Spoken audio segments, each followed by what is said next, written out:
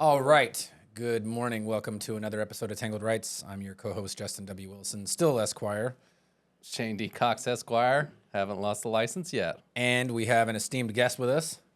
I'll let you introduce yourself, sir. I'm Brandon from Vegas. I don't have that much steam, but I'm pretty okay.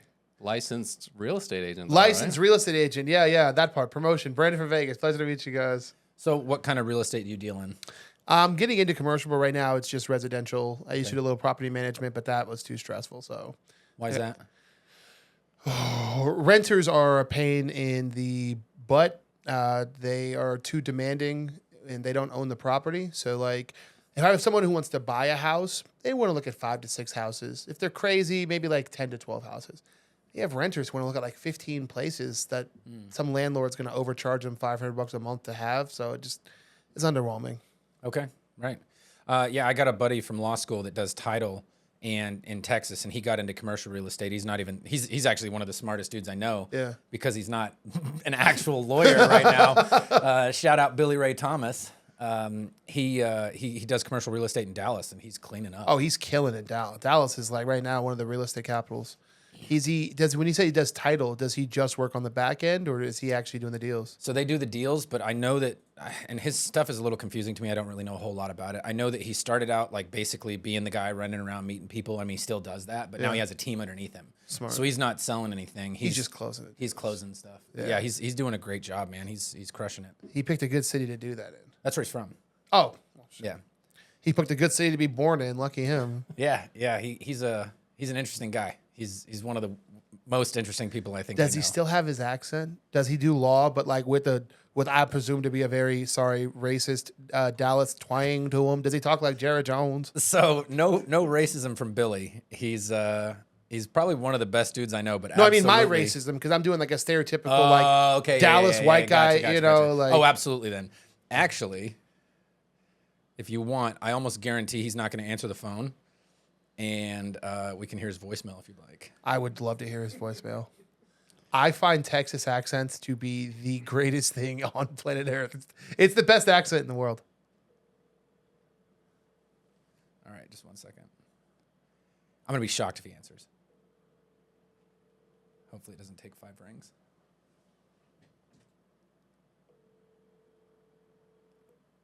Come on, Just hang up on us, Billy. title. He did his best to keep his twang on You can hold, hear it, right? though. You can hear it. Fidelity National title. He let it loose, man. I love that. No, when you get to talking to him, it'll just go nuts. Like, Yeah. He's a good dude though. Yeah, real good guy. Yeah, to get into his profession, you got to be a level of smart that I do not possess because like the back end of title is crazy, Yeah, especially for commercial. sure. Holy shit. So for people that don't understand that, what is title? Title is essentially just who owns the property, right? Like in residential real estate, the big deal is like when people get divorced, but then don't officially get divorced in Las Vegas, like the wife is still on the title. Sure. So they may have split up and she may not be living in the house, but she's still a potential owner. So title just goes through and makes sure that your title is clear. Nobody else owns it. It's not owned in a divorce or any kind of like trust. We've had situations where you go to close on the house and someone shows up the title and they're like, hey, you can't sell this house. I still own 50% of it. Right. So we're just trying to avoid situations like that. Liens, encumbrances, things like that. They're a middleman who gets paid to do a job no one else wants to do. Sure.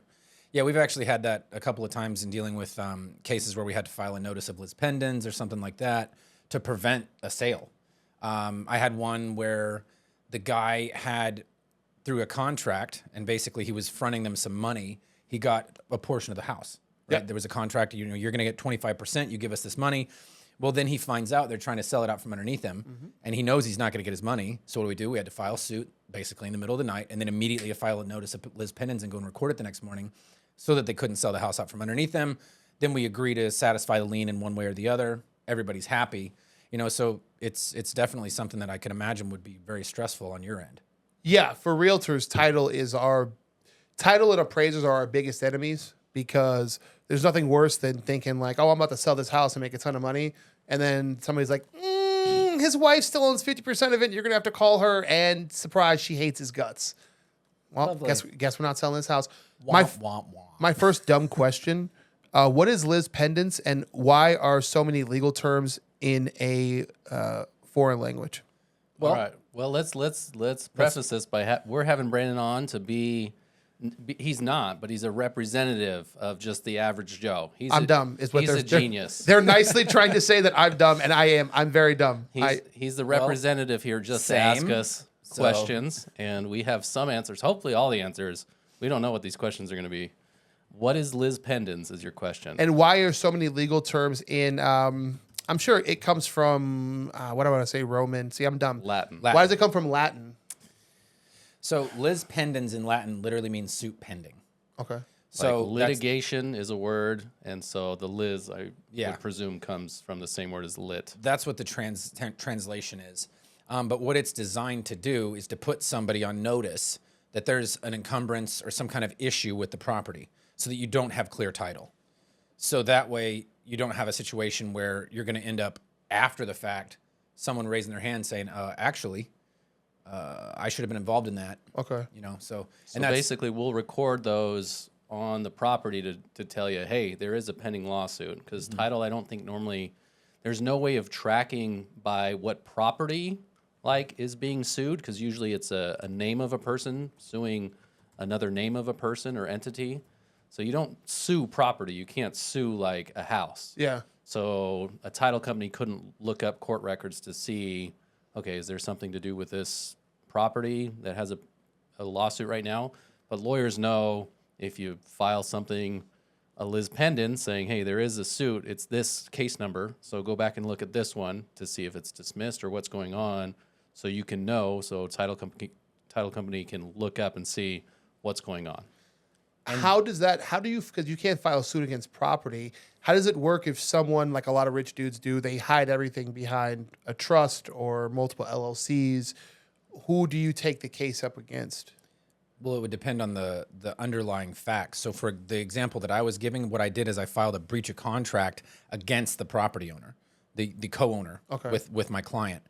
And then I just get a case number from that, and then I put the notice of Liz pendens on that breach of contract. Okay. Right. So in the breach of contract, I put in there that, hey, they had a contract for the house. He's actually an equitable 25% owner. I throw that in my statement of facts. And obviously, for the purposes of this one, it was a little less important that I get it all like super, super specific. I just had to get the broad brush terms out so that we could get it on file. That way, it's going to stop the transaction or slow it down so that somebody from the title company is going to call me and they're going to want to make a deal, which is exactly what happened. Okay. Right. So I'm not doing it to be obstreperous, to stop anything, to prevent the transaction. I just want to make sure my person's rights are taken care of. Next question. What is extreperous? I don't know what that word means. That's a very good word. You Obstreperous. Obstreperous. I don't know. We didn't answer the second part of your So question. the Latin, let me answer that first. So English common law is what our system is based off of. Yeah. Right. If you trail it back, it goes from the United States through the colonies to England. England got theirs from Rome, Latin. Yeah. And it's literally just a historical holdover. Okay. So it's like any other silly thing where we say that because we've always said it. Okay. Because one of the big things we discussed when you came on the podcast was so much of legalese or legal terminology is hard to understand for the common person, which is why most they don't. When Apple sends us a contract and says, do you agree? We just scroll to the bottom and click yes. Right. You know? And obstreperous means difficult. Difficult. Okay. I can't wait to use that word today. It sounds smart. It's just one of my favorite words. I didn't know that one even. Yeah. I'm going to use it in a video today for no reason at all. Eating this Chinese food has been obstreperous, and I'm going to look at the camera. Yeah. I like to use it with people more than that, because I think, like when you're saying, hey, this person's being I don't know. I just think it sounds better. Yeah, it doesn't mean difficult to chew. I just want to sound smart to my audience of people who are like me. So we're all just regular people. Yeah. We're just ordinary y'all people. ain't regular people. I know the amount of effort that goes into becoming a lawyer. It is not for regular people. You know, it's funny. I was actually talking to Billy about that over the weekend. We had a call for something else, and I don't know if I went to law school right now, if I would have the drive or energy to graduate the way that I did when I did it. Like, I'm glad I've done it already. Exactly, yeah. I don't know if I could put that much effort into anything anymore. It sucked. Describe the effort, because most people know. I was fortunate enough to grow up with a couple buddies who went to UNLV Law, so I kind of got to see visually what they were going through. Can you guys explain to people just what it takes the amount of hours put in to become where you guys are? So I'm not a good example. I have two things that I'm naturally good at that for whatever reason make me a kind of a lazy guy sometimes. One, I can read really fast and comprehend well. My dad read books to me every night until I was like too big to sit on his lap and got sick of it. Like from the time I can remember, right? I could write my name when I went to kindergarten. I knew how to read early on. Yeah. Reading comprehension has made it much more simple for me, right? So my key to success, literally just read what they assigned me. There were times, and I've got friends from law school that still make jokes about it. I'd be sitting in class, like listening while watching like rugby videos or cat videos on YouTube on mute. And the professor would be like, Mr. Wilson, you know, explain this contract concept. And I would answer the question and they'd just be like, what the hell, dude? Like you're not, and it's not that. It's not that I'm like hyper smart or anything. I can just focus on more than one thing at once because I have high functioning adult ADD. And then I would read what they would assign. That's it. Oh man, I walked in here thinking we were going to have nothing in common. And here I have found a connection point with you, man. You could absolutely do it then. It's not that difficult. Oh, no, I definitely could not. You guys have a work ethic and drive that I just not to possess. That's why I'm a realtor. Law school is normally full-time. I will say that. And Yeah. it's usually basically like a 9-to-5 job with homework too, because you're supposed to read boring old cases, like hundreds of pages a night.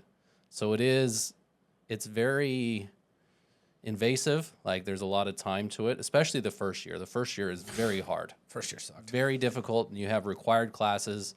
Second and third year, you get to kind of choose different classes or different routes. You can go work for somebody for credits too. You can work for the prosecutor's office or for the court or called public an defender's externship. office. So there's other ways to get credits too in the second and third year.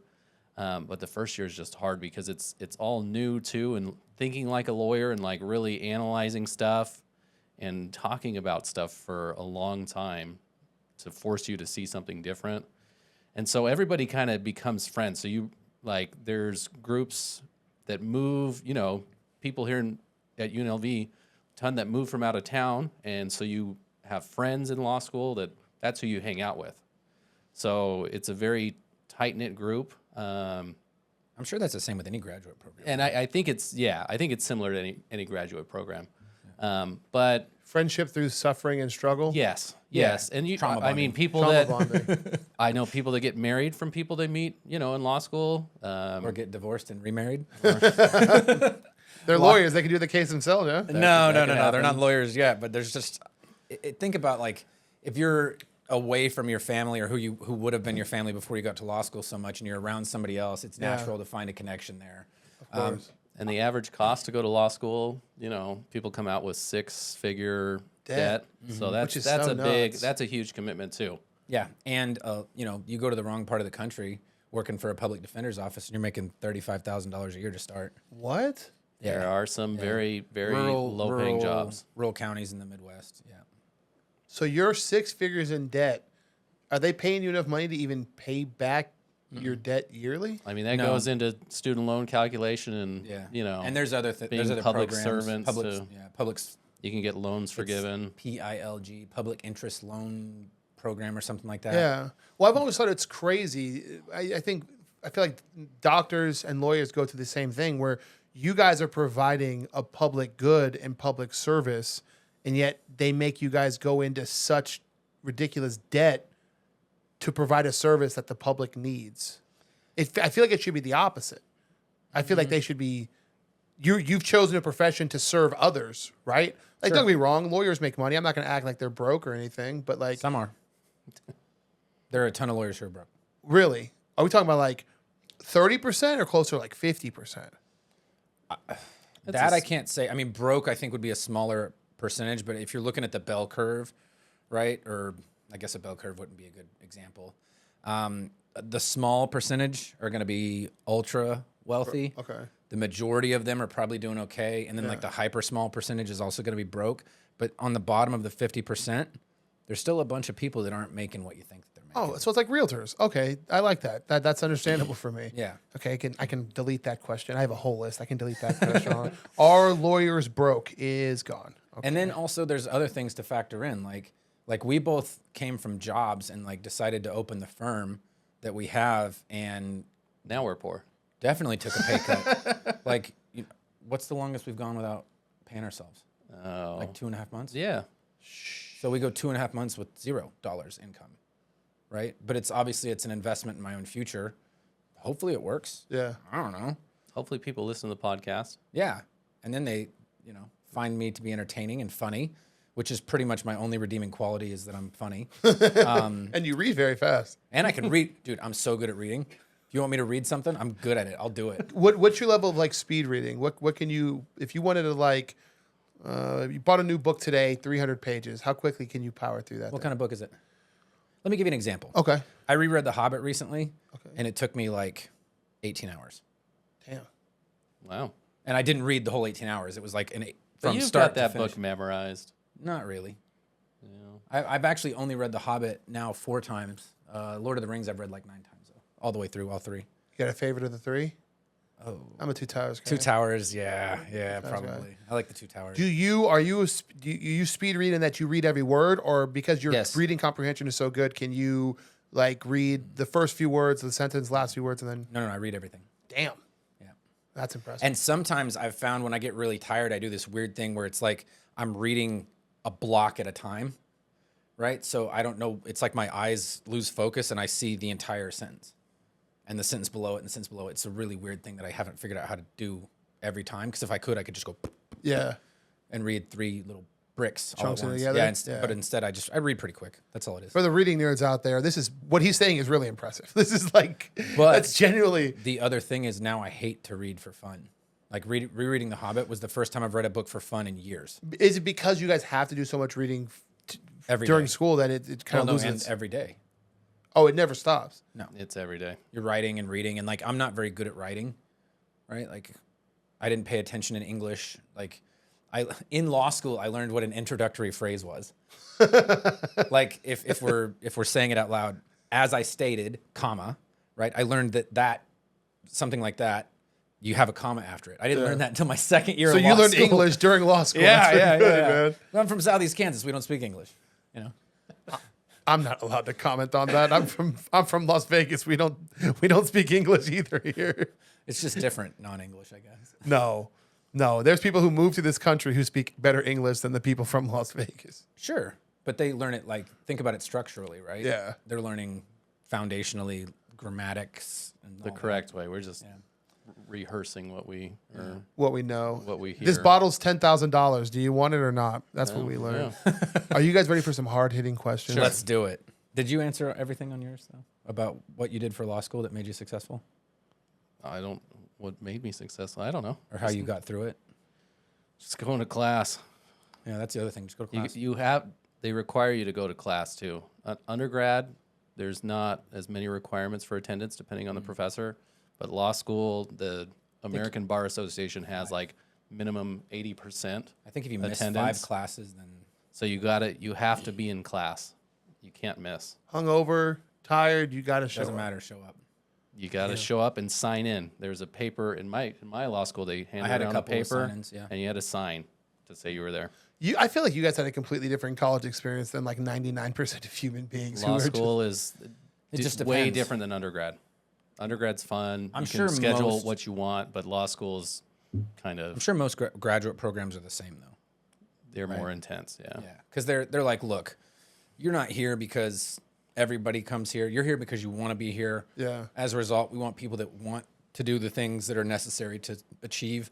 And I mean, it's super simple. I mean, I say the same thing to people with jujitsu. You want to get better? Just show up. That's the secret. Show up. And you'll learn it. You'll get better at it. It's like anything else. You do reps, right? Yeah. How long did it take you to get good at what you do? Eating? Oh man, boy. Let me tell you guys, when I was 3 was a years natural, old, I for was real. a natural. Seriously, though. My for real. mom could put a hot dog anywhere in the house, and I can find it. Right. No, like it's with social media, yeah, it's a rep thing, right? Right. Like if I scroll back and look at my first 100 videos, they're pretty trash, and then it's just over time you learn the editing part of it. But Sure. law just seemed, and this is why I guess I came with so many questions, because the law just seems so daunting. With video editing, there was really only like 4 or 5 things I needed to really learn and master. And then most of it's just understanding human nature, what people want to look at. For you guys, you have to understand people, human nature, but then there's also, as you said, case after case after case after case after case that you guys have to know, not just like from a book, but like you have to be able to pull it up from memory and be like, in this case, in 1984, Right. you guys are almost closer to wine connoisseurs, where you have to be able to be like, this is old world 1958. Like, you guys have to have a knowledge of law that's deep, right? A legal sommelier. A legal sommelier, yeah. 100%. That's what I'm going to call myself from now on. Wow. It's not Esquire, Your Honor. It's legal sommelier, Yeah. please. Well, I mean, you guys can pull up cases from like, if I was like, hey, when has this happened before? You guys would be like, oh, well, there's a case here in 1996. Perhaps. It depends. Yeah, there's some everybody's things that we different. remember. I know a guy who's like that for sure. Mike. Christoph. He remembers cases like nobody's business. He's a freak, right? Me, I remember based on facts. So if you told me, hey, this is the scenario I have, I would say, you know what? I remember a case where something very similar happened and this was the result. And then I would backdoor it and I'd research that. But Okay. I'm using my memory of the factual underpinnings and the result to find the name of the case. Okay. And again, this is why I'm here, because there's a lot of wives' tales when it comes to like lawyers and stuff. Is it true that a lot of lawyers have undergrads in like history and English because reading and memorization is such a huge part of? I haven't seen the numbers on it, but I think those are two big ones. I know poli-sci, political science, is a huge one too, So- because people like politics want to be lawyers. Poli-sci means something different in Vegas.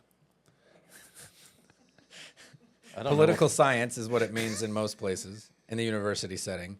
So I will mirror what he said. I think that there are a lot of them. Do I think it's like a chicken or an egg thing? I'm not sure. I do know one thing though, which is that a lot of lawyers or people that go to law school do so because they didn't know what else to do. It's kind of like a business degree. I don't know what to major in. So I'm gonna major in business. Well, they major in something stupid, psychology and theater performance. For undergrad, That was you? dual major, yeah. Because I got out of the Marines and I was like, I don't know what I want to do, and I got a scholarship at a JUCO for acting because I did a monologue and they gave me a full ride for it. So I was like, all right, this is funny, whatever. I have a good time, but you had to be a major. But I liked psychology. I thought it was fun. My first professor, whatever. So I majored in psychology. You wanted to figure out what was wrong with you, right? It did not work. I still don't know. I still don't know. The jury's still out on that one. But yeah. So anyway, I'm an example. I didn't have no clue what I wanted to do. Yeah. And like I said before, the reason I wanted to go to law school was I either read a book or watched a movie and thought it seemed cool. Yeah. It's not. It's all right. I mean, we help people. Yeah, no, for sure. I've had some moments in my career so far that have been, if I was to like make a little top 10, like heartwarming or top 10, moment of what's happened in my life, things that I've seen, it would definitely be on there. Some of these things, like some of the best moments of my life have been from my job, Oh, good. That's one of my questions. but also some of the worst. I didn't want to ask that because I didn't know if you guys wanted to or were able to talk about some of the like worst cases, right? Because that means something Yeah. might have gone wrong. Yeah. But if you guys are open to it, that's one of my like parentheses question mark questions. Sure. Okay, so let's start with the best. What would you say is the best case of each of your lives? The case that like you hold on to most fondly, like, yeah, this is why I'm a freaking lawyer. Oh, I got a good one. It's not a good story, but I'll try to make it really short. So as a prosecutor, I had a domestic violence case against a guy who had already been to prison once. And in Kansas, we talked about the sentencing guidelines. There are some cases where you're presumptive probation because your history is low enough and the crime's low enough. This guy went to prison because he broke his own mother's arm before. So they requested an upward deviation. He went to prison when he shouldn't have, based on his criminal history and the crime. Well, fast forward, he keeps committing domestic violence against all his random partners and this one girl that he's with for a long time. And he chokes her to the point on the video, she says that she saw stars, like she's about to pass out while she's driving down the road and their kids are in the back of the car. In that case, we offered him a deal. He didn't want it. She was saying that she wasn't going to testify, whatever. And I went to her and I was like, look, this is going to happen again. I'm trying to help you here. You need to get away from this dude. He hurt you. And I put the video up and I was like, your 6-year-old saw this and she heard this. This is awful. I don't want that for you and I don't want it for her. And I know you think I'm a jerk, but I'm really just trying to help you. And this is a bad guy. I know he's a bad guy because A, B, and C. After the trial, he got convicted, didn't go to prison, right? It's because the sentencing guidelines, and we weren't requesting an upward deviation on this one. It was just, hey, we need to, ratchet it closer because he's going to do this again, and eventually, it's, he's going to. Hopefully, he doesn't kill somebody, but that's the fear with those kind of cases when it just keeps getting worse and worse. Anyway, she pick a number because they're all lovey-dovey outside of the courtroom and everything, and he's being super sweet to her, so she won't testify. And 10 days later, she calls me. He did it again. I'm so sorry that I didn't listen to you. Can I come talk to you? And I was like, yeah, my door's absolutely open. And she comes in and she breaks down. And she's like, I should have listened to you. I'm so sorry. And I was like, look, you don't have to be sorry to me. You need to be sorry for yourself. And you need to be sorry. Not sorry. I didn't say it that way. I was like, look, you need to take care of your daughter. You need to show her that this is not okay. Yeah. And she learned. And that was probably one of the best moments because it didn't happen the way I wanted it to, but I actually this lady was in a real bad way with this guy, and she helped herself because of what I told her and because of some of the things that I did. It's really unfortunate. It's both bad and good, but the result was good because she got out of the cycle. And I got to help and watch that. Yeah. So that was nice. It sucks that they always need convincing. Yeah. Right? Yeah. You would think the first time someone gets choked in a car that they would learn, but and there's so many resources for it. There's a lot of things that are happening in the United States right now and across the world to shed a light on domestic violence and why it's not okay. And I don't know, man. It's just you can lead a horse to water, Yeah. Can't make him drink. What about you, Shane? Oh man, I had a car accident case I was going to talk about, and it feels stupid to talk about now. So I helped a guy win his car accident case because I looked at it really, really hard, did a lot of research. Looked at the facts, and I kind of re-put everything in the place myself. It was just two people saying that the other person merged into them, and I recreated the scene with the bumps on the road because in Vegas we have those little, bumps, and I said, oh, it had to be here, right? And we won this arbitration because of, I put in all this effort for it, but nothing. Those are good too. Nothing as cool as, but it was cool because I put in a lot of work on that for a dumb little arbitration case. Sure. Not a big case, but we wouldn't have won it, but for me, really taking a look at this and kind of putting everything together. So that's my number 2 is something very similar where I literally went out to the scene, did some investigation. It was out by Good Springs, and nobody had gone out there to actually take a physical look. And I did it during the day and filmed cars as they were coming over the hill. When you could see them, when you couldn't see them. Went to the deposition, got the guy to testify a certain way, and then immediately showed the attorney. He's like, hey, have you ever actually been out there? Watch this video. This is where I'm standing. Here's the pictures. Immediately tendered. How often, because now you guys are sounding like detectives, how often do lawyers do that? Not enough. Not enough. Not as much as they should. If I can't stress the importance of it enough to just go and look. Because the whole point of being a lawyer, a lot of times, if you go all the way to trial, you're just telling a story, right? You're telling the story of what happened, and you're asking the jury to determine who's right, who they believe, what facts do they think are true, and if those facts are true, does it mesh with the law, and what should the result be, right? How can you accurately tell a story if you don't know what it was like? If you don't know what the place looked like? Oh, this intersection isn't as big as other intersections. It pinches down to a 1 lane or whatever. Whereas if you hear intersection, I just think, okay, Flamingo and Decatur. Yeah. Big intersection, lots of stuff going on. Or maybe it's out in the middle of nowhere or, over on the southwest side where you have spots that are not as trafficked, right? I mean, it's real critical just to go and take a look at it. And the same goes with criminal cases. Could this person have seen what they claim to have seen? Yeah. Maybe not. And it's a very simple and easy thing to do. You don't have to be intelligent. You don't have to be especially creative. It's just go and look at it.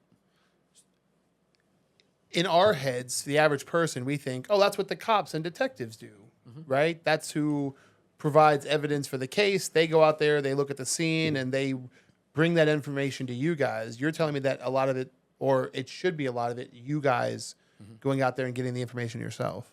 The cops can have a lot of information, and sometimes scenes change, but on these cases that sometimes have a big dispute, sometimes they don't care. They're only responding because they have to, basically. Right. So, and they're just doing their job. And if nobody's critically injured, they're just trying to get out of there so they can go do real work. Yeah. And I understand where they're coming from, right? If you've got a fender bender, you don't know at the time that someone's going to end up needing a back surgery or whatever. Yeah. It's like, hey, I could end up, in a high-speed chase and prevent someone from getting hurt or whatever. I get it, right? I completely understand that.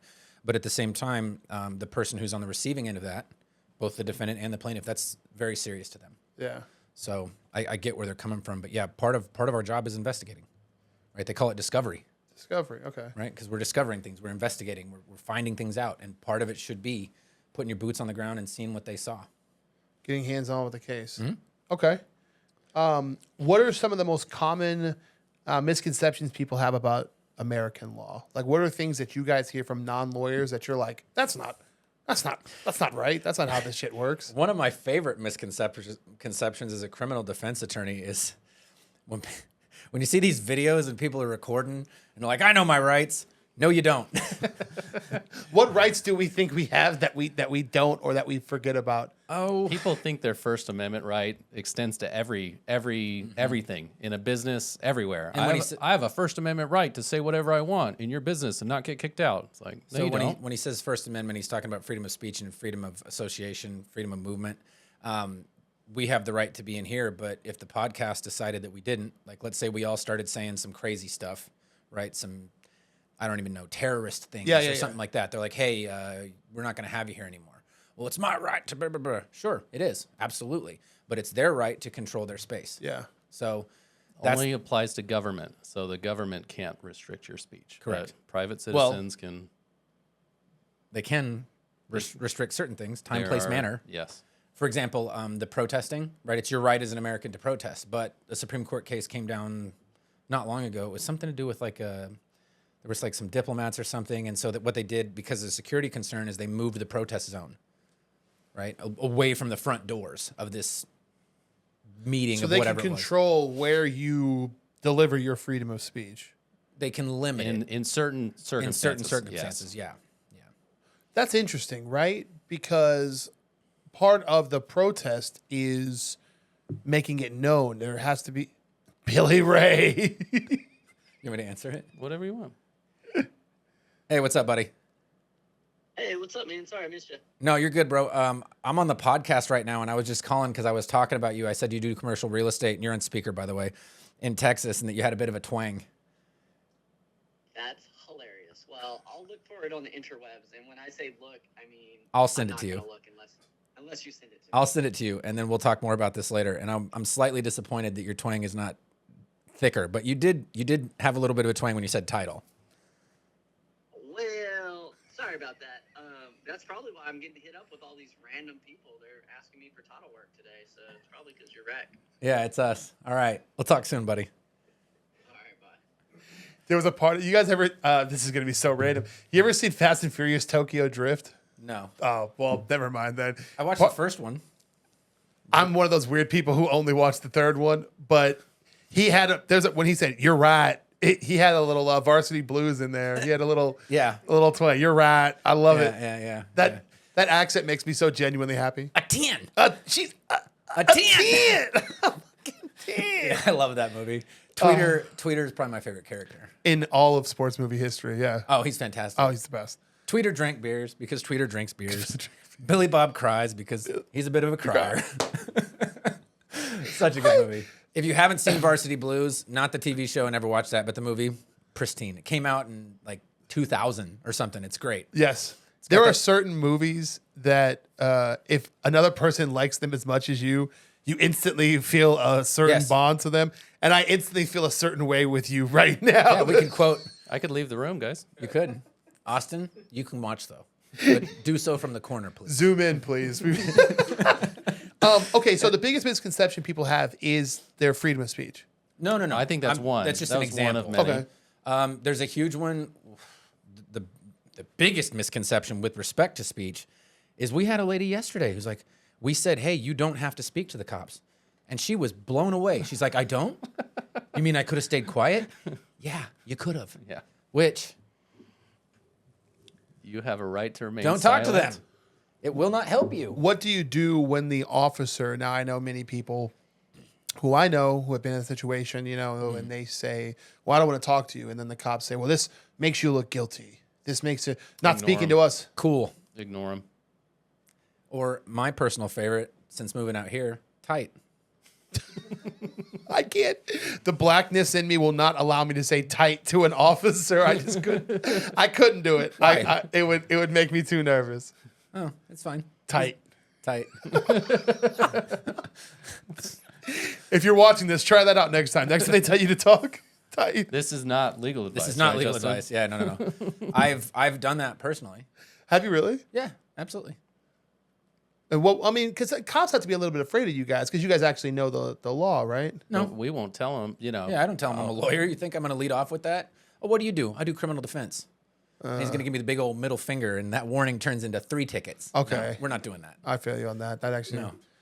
I didn't think about that. You can tell my what's a lawyer that the cops would be more like, I guess.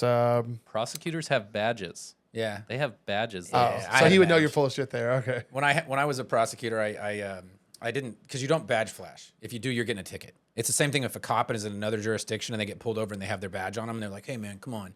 No, screw you. You're getting a ticket for pulling that. But what I would do is I had a center console, and so I have a concealed carry weapon and permit. I'd throw the weapon on the other side of the car, and I've talked about this on here. And cop comes up and I got my concealed carry and all that out. And so where he looks at it to see the weapon, way far away where I can't reach it with my seatbelt on, he has to see my badge in the center console. But I don't badge flash. And then he's like, oh, are you a police officer? Oh, no, sir, I'm a prosecutor. All right, slow it down. Okay, I'm sorry. Okay, I'm sorry. I'm sorry. Okay, that's a trick. See, Hey, man. this is the best part of being dumb, man. You can learn so many things just from conversations. But also, like, I probably shouldn't have been speeding as much as I was.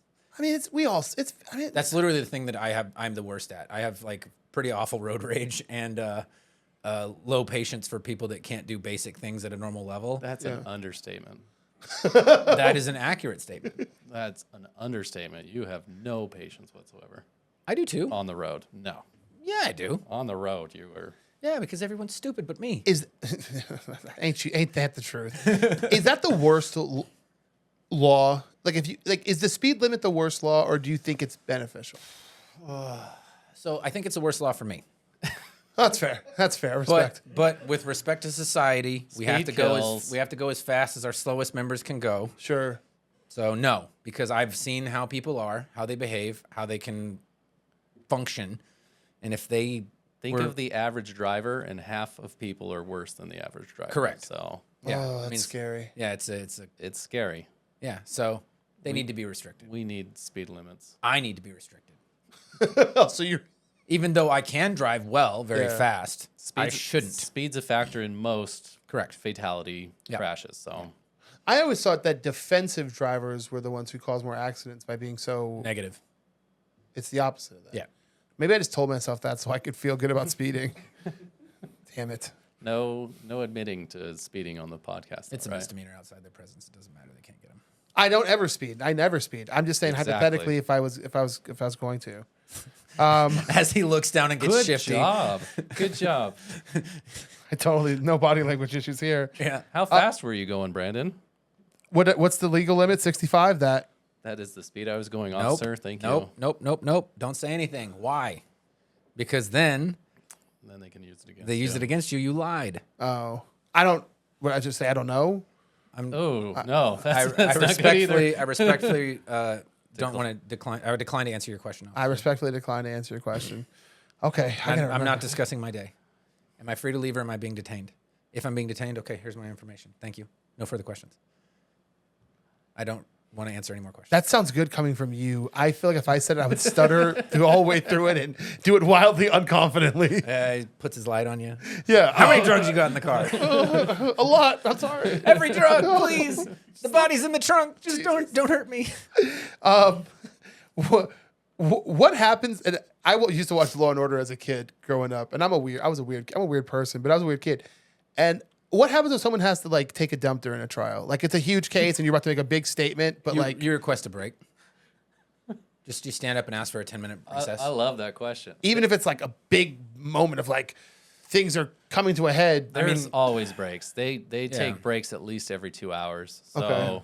I mean, But if let's say they got hopefully hit you can with last the- 2 hours. They got hit with the old nervous squirts. You could ask for a break. Okay. Obviously, The tummy's twisting because Yeah, you're about to get up because, and like, testify. On TV, lawyers never get sick or have diarrhea, right? But in real life, like you might have had a bad lunch. He doesn't know us at all. Little known fact: diarrhea constantly with lawyers. Oh my god. No, I'm kidding. I'm kidding. Because like we treat you guys like you're like robotic, right? Like you just go up there and you don't have human problems like the rest of us. Most of them are. No, and that's the interesting thing, right? Like, okay, so example with me, right? I was in court with Shane. It was the first day whenever he was getting ready to come to the firm, like to come join me. And we were looking at the criminal docket because he doesn't have experience at the time with as much criminal. He was like, hey, let's go. You're going to meet some of the people. We'll go through some stuff. And there was a medical emergency that didn't involve me, but it was a family member that I had to leave the courtroom right then and there. And like we were getting ready to check in. I just talked to the people. I get the call. So I come back. I'm like, here's the briefcase. Have fun. And I went to the court staff and I'm like, hey, I got to go. They knew what was going on. Shane's going to cover for me. See ya. They were fine. Everybody's perfectly fine. People, Mr. Altig helped you out on some stuff, right? Because we just kind of kicked stuff back. Yeah.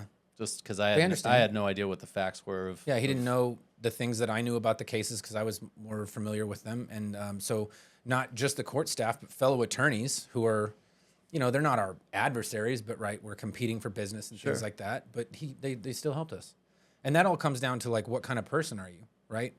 And this is the biggest thing. Like I try to be, which is hard for me because I'm a bit of an asshole. I try to be as nice as often as I can so that not only is it the right thing to do and it makes me feel better to not be hated by people, but also like if there's ever a time when you need help or I'll give the help, right? Like the times where someone's out of the country. Oh, I'll absolutely cover it for you, Steve.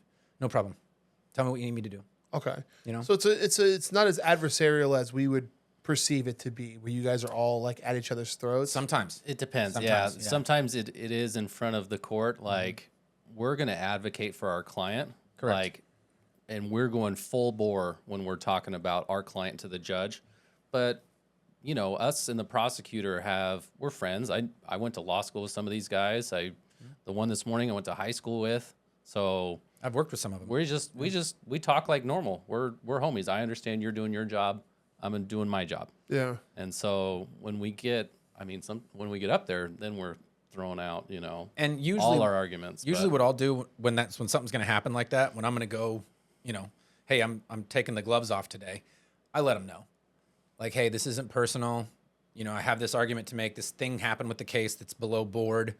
I'm going to hammer on this. Yeah. No disrespect to you. I'm not talking crap. Like, just FYI. So there's communication with you and the other side prior to Sometimes. Okay. Because there's underhanded stuff that lawyers can do. Yep. Like there is underhanded stuff where, oh yeah, I'll agree to this, and then when it comes up, you're okay. I'm going this way, and I'm not agreeing to what we had said we agreed to. Yeah, you could be obstreperous if you wanted to. So you have that means difficult. Yeah, it does. You want to cultivate a relationship with the prosecutor so they trust you next time that you're going to do what you say you're going to do. There is a lot of stuff, both in civil and criminal law, where you're going on the faith of the person that you're dealing with. Yeah. Good faith, right? Acting in good faith. Okay. Oh, man, this is fucking fantastic. There's relationships there that are... Who knew a question about taking a dump would get me so far, man? You can take a dump. You can take a break. That's it? Yeah, we can go a little over if you want. Yeah. That's crazy. It doesn't feel like it's been that long. 40 minutes in. Yeah. All right. Okay. Really? Cool. Dude, I've got so many questions. Okay, I'll speed it up. I'll quit being... Get the bangers. Okay, get the bangers. If you were a Pokemon, what Pokemon would you be? Easy. Gengar. Gengar is the best Pokemon. In Generation 1, I concur. That dude could take down Alakazam like nobody's business. Gengar is the best Pokemon. What a good question, Brandon, and has to do with our expertise. I would be Dragonite, a derpy dragon, but 4 times weak to ice. I'm just not going to be facing any ice-type Pokemon because that would mess me up. You guys are Gen 1 guys, and I respect that so That's much. what we grew up with. Yeah. Everybody was a Gen 1, had Gengar and Dragonite. That Dragonair sucked for 54 levels, but damn it, you were getting there. That's also when I stopped messing with Pokemons. Yeah. My kids play still. And you play still. Maybe. I see it on a regular basis. We can't go anywhere without I will this not fool. confirm or deny. He's sitting here throwing Pokeballs Dude, I and don't trying play to catch as them much all. as I used to. That's true. We used to hard. when we worked together at the firm we worked at, we would go on walks. Yeah. Like A, to get out of the office, but B, so he could go catch Pokemon. Pokemon Go, okay. Yeah. What are Miranda rights, and why are they so important to the American legal system? You want me to take this one? Go for it. We've talked about this on our podcast. Brandon, Miranda was a guy, in Arizona That was who his was last name. arrested with a crime. And that's how we get these names usually, is the name of a guy. Usually a guy. Sometimes females get arrested too. Usually a guy. Usually us men. Unless you're in the state of Oklahoma, in which case. And it goes up to the U.S. Supreme Court, and all of a sudden there's this new rule. So the U.S. Supreme Court said that anybody from a state, city, county, whatever, that's arresting someone has to read them their rights. And they specifically said what those rights are. So you have a right to remain silent. Anything you say can and will be used against you. You have a right to an attorney. If you cannot afford one will be appointed for you. Yeah. So the U.S. Supreme Court determined that, hey, these rights, these Bill of Rights are so special, and since the state understands those and maybe a private citizen doesn't, you have to read those to them. It's a sophistication level because the whole point is you have a right against self-incrimination in the Constitution, and so they have to let you know, like this gal that we were talking to just the other day, she had no idea she couldn't talk to the cops, that if they asked her a question, she needed to answer because they're an authority figure, and it also only happens in certain circumstances, right? So, And you have to be arrested if you... Or detained. You have to be Detained. in custodial interrogation. Yeah, which is a complicated thing. When But basically when a reasonable person would not feel free to leave. Okay. anyway, you have to be read those rights for the state to just protect that if you agree to say something after, they can use that against you. Correct. They can use that at trial, say, he told us that after we read him his rights. Right. Are you guys often shocked at how little people know their rights? Because I am. I'm often shocked how little people know about just like... I didn't know as much till I took Fourth Amendment class. I took a class Criminal specifically procedure. about, just the Fourth Amendment right against unreasonable searches and seizures. And you just learn so much. And there's so many facts that could be different in cases, but only the cases that get up to the Supreme Court tell you, like, definitively with these facts, this is what would happen. Yep. Okay. So one thing is people not consenting to police searches. Never do that. That's a huge thing we always talk about here. Cops always say, you don't mind if I, search your vehicle, right? Oh, I mind, officer. No, I don't consent. They have to have probable cause to search your vehicle. But Or- they can ask you, and you can agree. What if they say, like, and this is common in Vegas, not anybody that I know, I'm just saying hypothetically. Like, if they say, oh, your car smells like someone's been smoking in here. Excellent. That's great. No, Interesting. They'll ask you. don't care. They'll ask you a ton to consent to the search. You don't mind, right? We're going to get it anyway, so why Okay, don't you cool, just let do me it. search? We're going to get a warrant. Okay. Go get it. Go get it, dog. That would be tight if you did. And it's always people that have drugs in their car that agree to it, too, Yeah. to be searched. It's Bro. like... You knew they were going to find it, right? Absolutely. Yeah. If I'm holding, there's no way that I'm consenting to that. Even when I'm not holding, I'm not consenting to that. Just don't. Yeah, no. Just no. don't. Okay. Just don't. Okay. They probably don't have probable cause if they're asking. Yeah. Because if they did, they wouldn't ask. They wouldn't ask. They would just do it. Okay. What are some rights that American people have that other countries, like things that we have that we don't realize other countries don't? So enshrined rights, quite a few of them. For example, and I'm probably going to butcher this because I'm going off memory, country of Australia, I lived there for a little while. Their constitution, like enumerated constitutional rights, is much more limited than ours. I want to say there's the main two that they have that we share is freedom of the press and freedom of religion. But things like the search and seizure stuff, they might experience the same rights on a practical level, but actually written down enforceable, they're very different. Everybody's constitution is different, right? So it could be all of them, right? For example, you talk about a communist country like China, right? Search and seizure, LOL. But here we have It's just that written seizure down. there? Our property. Yeah, it's us. Okay. Yeah, so it's completely different everywhere you go. But I mean, there might be some that have more. I don't know of any offhand, but it's possible. But I know that even countries that we consider free, because they are free, just as free as we are, they don't have them written down as much. Okay. Right. So there's nothing really unique or special about our law system compared to a lot of other countries. They're all pretty standard, would you say? I mean, obviously there's gonna be differences. No, we had the earliest and most broad list of enumerated personal rights. Okay. Like the whole idea that individual liberty controls and that we should be free to for life, liberty, and the pursuit of happiness. And that was an individual new thing. Okay. Owning guns, huge one in the Huge. U.S. Yeah, too. yeah. Second Amendment is that's very unique. Shout out Smith and Wesson. Shout out Smith and Wesson. Okay, that's actually I'm gonna get rid of that because we actually touched on that. What's the saying? God created men. God created men equal. Samuel Colt made them. I'm gonna screw it up. Hold on, I'm gonna look it up. Go ahead. I'll find it in a second. Okay. How do civil cases differ from a criminal case? I've heard you guys say it on the podcast already, like, oh, it's a civil case or a criminal case.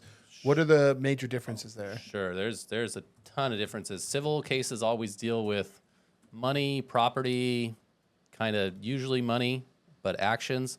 Criminal cases always deal with a fine or putting someone in jail is kind of always the part of that. So it's all criminal is always city, state, or county versus a person, or the U.S. government versus a person, whereas civil's just two entities, two people against each other, two businesses against each other. People having beef that they can't resolve on their own. Yes. Okay.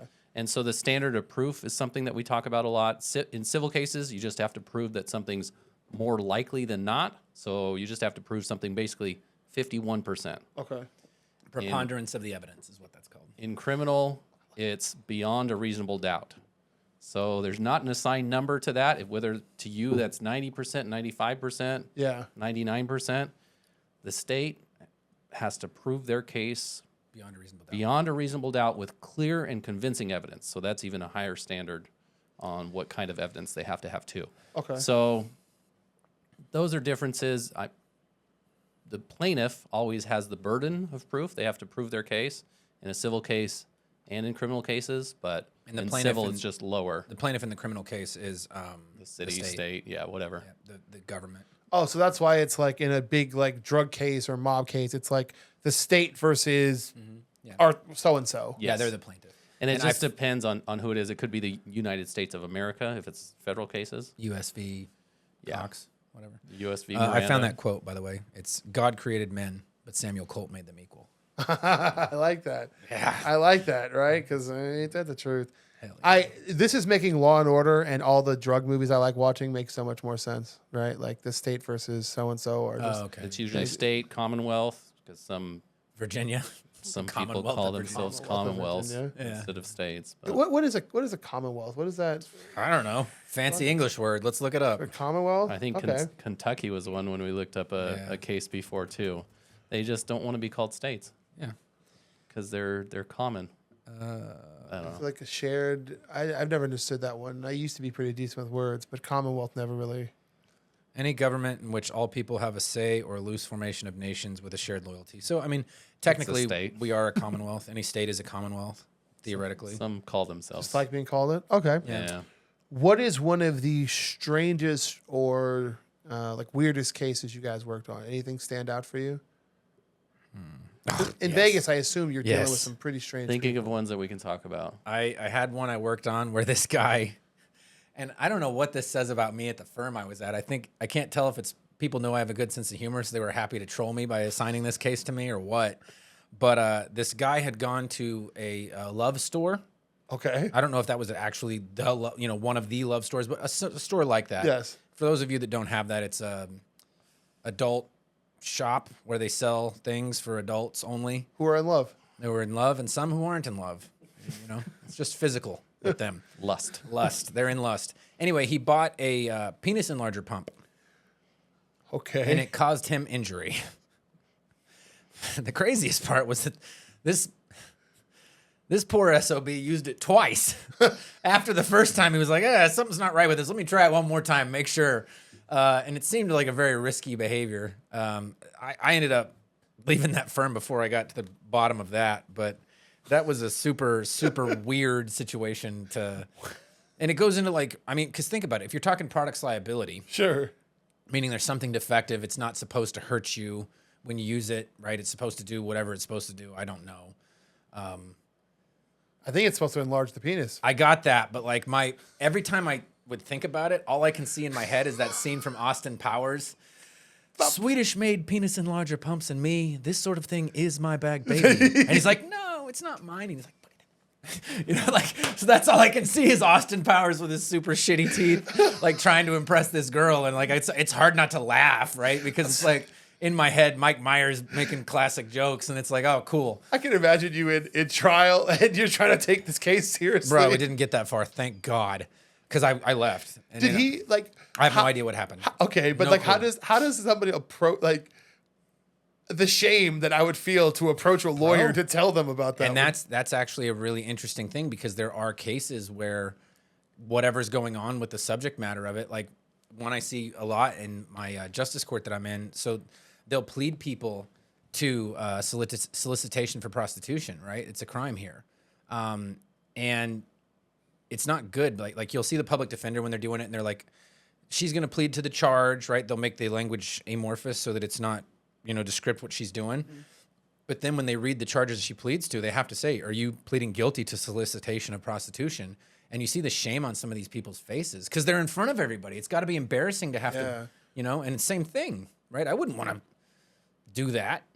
I wouldn't want to go to a lawyer and say, hey, by the way, I used this special wiener pump and it hurt me, right? Like nobody wants to do that. Yeah, And right. all trials are public too, so True, yeah. anybody People can like look up your information and be like, oh shit. you can just go watch trial. Well, Yeah. and the same thing happens with other civil cases where like people who, let's say, I've got a friend that got in a car wreck. He got hit real hard, ended up with a neck issue that he had to have a disc replacement on, and he got some low back issues, and he couldn't get an erection, right?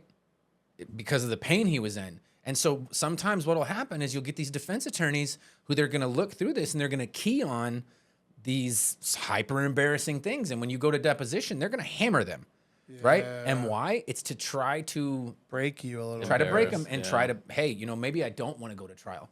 This was bad enough with a court reporter and 2 attorneys. Imagine what it's going to be with a court staff and 12 strangers. I'm going to have to tell them, oh yeah, my lower back hurts so bad that I can't, as a 29, 30-year-old man, whatever, can't engage in intercourse and can't, get an erection. Like I had a guy one time, this gal had a solicitation charge from like 30 years ago. And he waits till the end of the deposition where he's just been hammering her to be like, oh, and tell me about, when you were a prostitute. And it's like, bro, Come on. this is underhanded. It's not anywhere close to proportional to the needs of the case. And his argument was, well, everybody knows that prostitutes sometimes suffer violence and they get beat up in the profession. And I'm just trying to make sure that's not where the injuries came from. And I straight, without telling him to F off, I was like, we're done here. Deposition over. And it's just, it sucks because you see these things that are deterrents, but they have nothing to do with the underlying facts of the case. But it happens. So they'll bring it up, not even to bring new evidence, but just to try to rattle the person on the stand. That is a tactic, yes. Yeah, sorry I went off there, but it really pisses me off on that. No, again, I'm dumb. This is like, it's hard to decipher as someone who grew up loving anything involving law shows, law movies. I know, I'm one of those people. Brother, As one of those people, it's hard to decipher like I've sat in a few like cases just because I'm interested. I find them interesting. sometimes they're fun. I sit in real estate cases sometimes. Again, just I like the concept of people defending other people from cases. I like that. It's just hard to decipher what's real from what's like fake. It's like in the shows they do that. Someone's on the stand and the lawyer's hitting them with like negative stuff to try to like badger them or break them. And I didn't know if that was real life or not. But you're telling me that 100% is. It always depends on the context because in depositions there's more things you can ask than what goes into a trial. Depositions in discovery to figure out what facts might be relevant for a trial.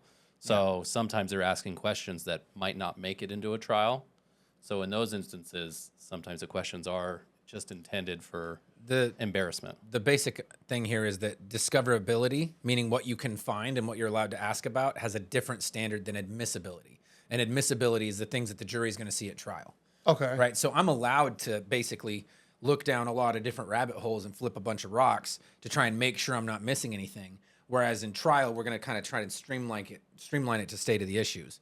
For example, if you have been convicted of or released from prison or probation of a felony in the last 10 years, they're allowed to ask about it because it affects your credibility, right? The law says that that's something that's admissible at trial. Now, to go back to that solicitation for prostitution charge that was 25 years old and only a misdemeanor, Yeah. there's no way in our area that that's coming in, right? It's just not proportional. It's more prejudicial, blah, blah, blah. So there are specific instances where you could get some of that stuff in, but this guy knew that it wasn't. He was literally doing it just to be a jerk. Say, And I'm hey, I know about your history. I'm being very nice when I say jerk, because the word I want to use also has 4 letters and starts with a C. And it was a him, and he was being one. Yeah. And you know who I'm talking to. Hey, guy, F you. All right? I don't know who you are, but I hate your guts. Thank you, Brandon. I appreciate the solidarity. I support my people, man. Hell yeah. Sounds like an ass, man. I don't like that. It's just, I don't understand it. It's kind of like with fighting or with rugby, right? Like, there are times where someone pulls a cheap shot, and it's like, what we're doing, we're already fighting. We're doing something that's, I mean, this is not physical, but it's like mental. It is, right? It's yeah, a mental war. Yeah. Why do you need to be a jerk? Yeah. You don't have to. It tells me more about you than it does about me. Well, I'm zealously advocating by being a terrible human and like doing something that you know is not going to come in. It's not even within the bounds of the rules. How much of the stuff that is discoverable would you say makes it to court as admissible? Depends. Completely depends. I've seen cases where I'm basically listening. Hey. discovery's tailored and it all comes in. Yeah. And I've seen cases where discovery is super broad and only a fraction of it comes in. Okay. So a lot of what you guys do seems to be very case by case, right? Yeah, everything. Every single one, yeah. That's why it's so hard for us to give Legal advice. blanket legal advice. Yeah. Because every situation And because we're always idiots. different, and because we're idiots. It's one of the things. It's the part of this I've found the most relatable as someone who's a dum dum. In that, people ask me real estate questions where they're like, "How much can I afford with this house?" And I'm like, "Well, every single house is different. There's no like generic answer for you." $1 billion. 1 billion. This dude watched every movie I watched growing up. How old are you? 36. 38. So, Oh, same stuff. yeah. So, dude, I'm not allowed to say the F word here. I like this guy. You watched all the good movies I'm in, man. Tight. If you've watched Austin Power and Varsity Blues, I swear, like we're in there like swimwear. What's up? Tight like a tiger. Tight like a tiger. Tight like a tiger. Man, do you guys have time for another question? Yes. Yes, Do it. Okay. we can go Okay. over. All right. Now this one, I don't want to ask any serious questions because I'm not a serious person. Okay. We're not either, if you couldn't tell. Yeah. How does plea bargaining process work, and why do so many cases end in plea deals?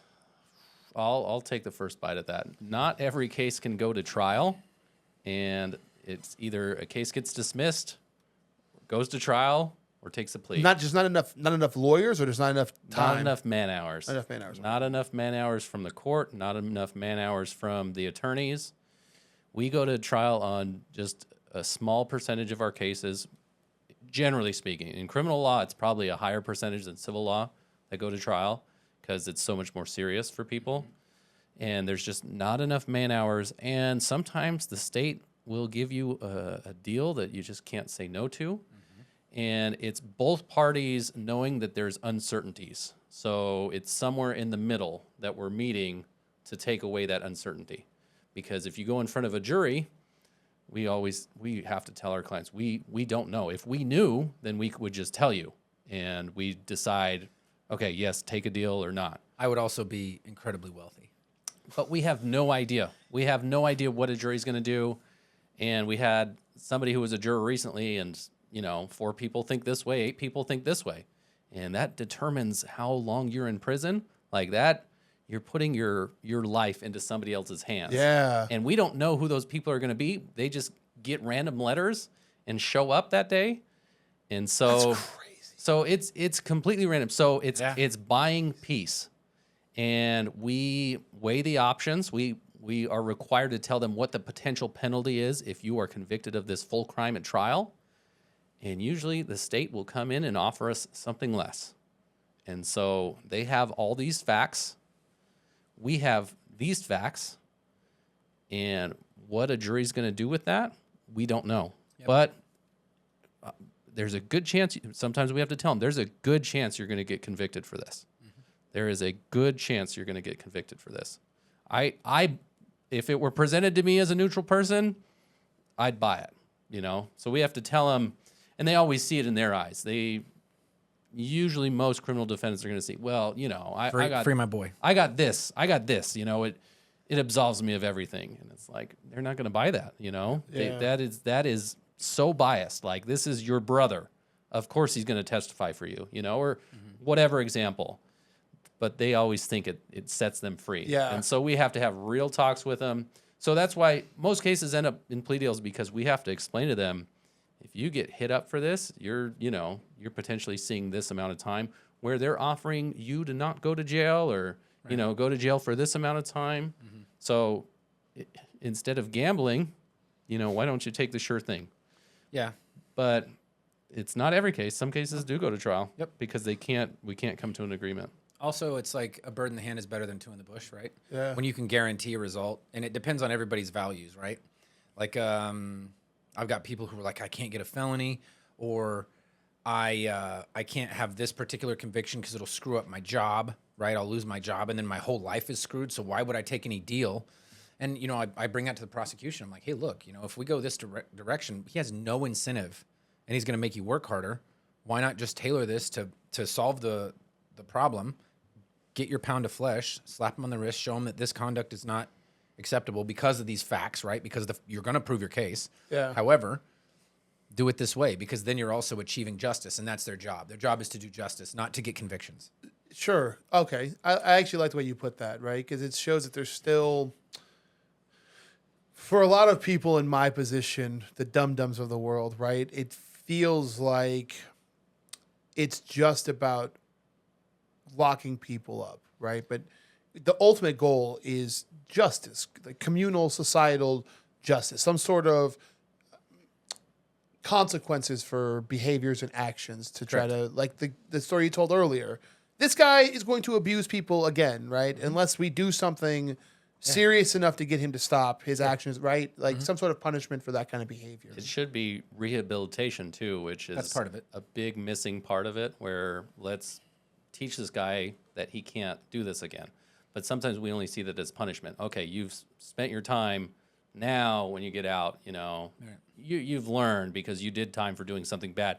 You won't do anything bad anymore. Yeah. But that doesn't really happen. Yeah, you're afraid of this happening again. People get out and back to wheeling and dealing, and back to the real way. they're just hanging out with people in prison who have committed crimes and are looking for other ways to make money or whatever by committing more crimes. So there's not much rehab going on. What's that line from Blow? I went in with a bachelor's degree in marijuana, and I got out with a master's degree in cocaine. Cocaine, yeah. Because he had a cellmate, and that's a true story. Yeah. And it's obviously from George Young's book or whatever he told him. I mean, I'm sure they took some artistic license, but the facts of that are true. He was a drug dealer selling weed, and then he goes to prison and meets up with a Colombian, and was at the forefront of the introduction of cocaine in the United States. Which is nuts. Right? Which is nuts. But we as good people, non-criminals, we see it as, okay, that's a good thing. Those people deserve to be they're put away. They're put away. They're out of sight, out of mind. Yeah, then nothing really happens. They spend their time and then they're back out again. Yeah, sure. They should go to prison for They should, but selling a plant. oh well, that's not criminalized anymore, Justin. We're okay. Federally it still is. Certain And certain if you do it in the plants. state of Kansas, you're gonna go to jail. That's true. okay. So I actually didn't write that one down, and I'm ashamed of myself for not doing that. Should be. I should be. So, how?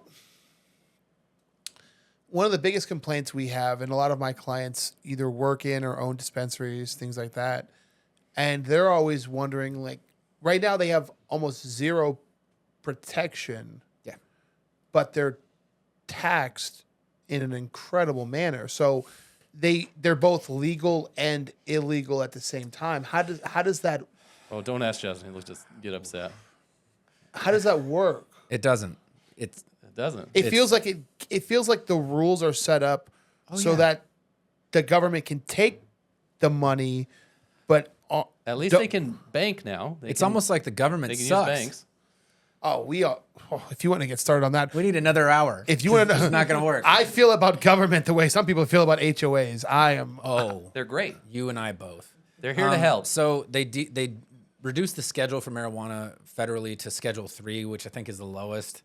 But it doesn't matter. It used to be it was a Schedule 1 for so long. Yeah. Which is up there with all the big ones: heroin, LSD, Which et is cetera, nuts. et cetera. Which is nuts. It's because THC Delta 9 has some kind of psychoactive capability, and then like whatever the metabolite is for when you ingest it orally, it's even worse. It's or higher psychoactivity, meaning it's a hallucinogen.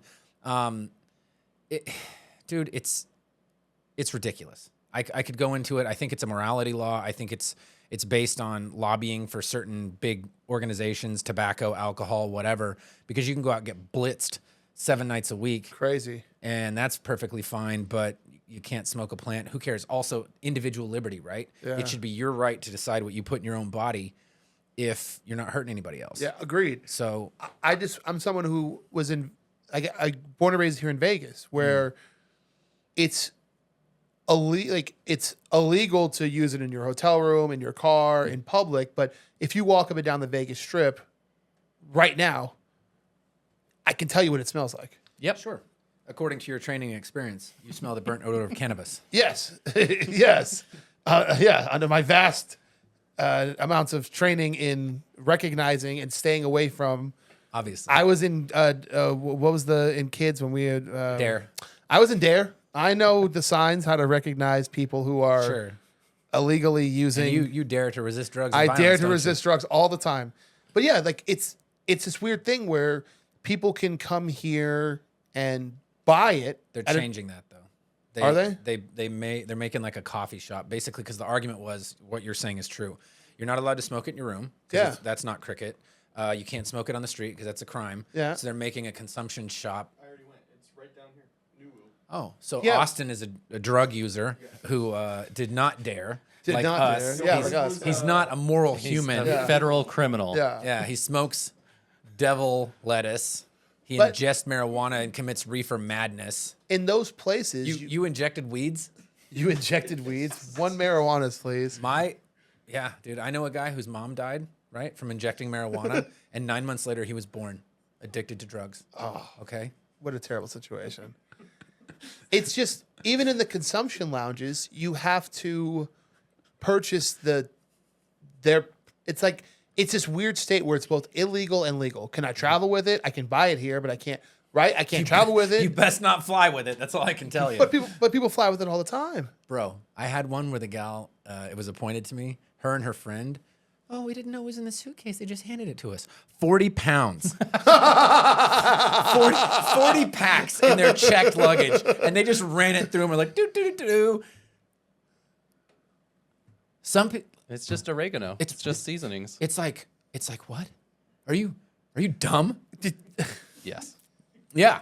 Yeah, you really thought that this was going to work. And they were trying to fly internationally, too. Oh, They were going to Germany. bro, that's crazy. I'm like, look, I support your rights to do things. I think that should be allowed. Right? Yeah. Who cares? But I don't get to decide this. But I don't get to decide it, and you're a moron. You're a moron. And you're making my job real hard. yeah. So that's the big takeaway that I could give you for everybody is don't make your lawyer's job harder.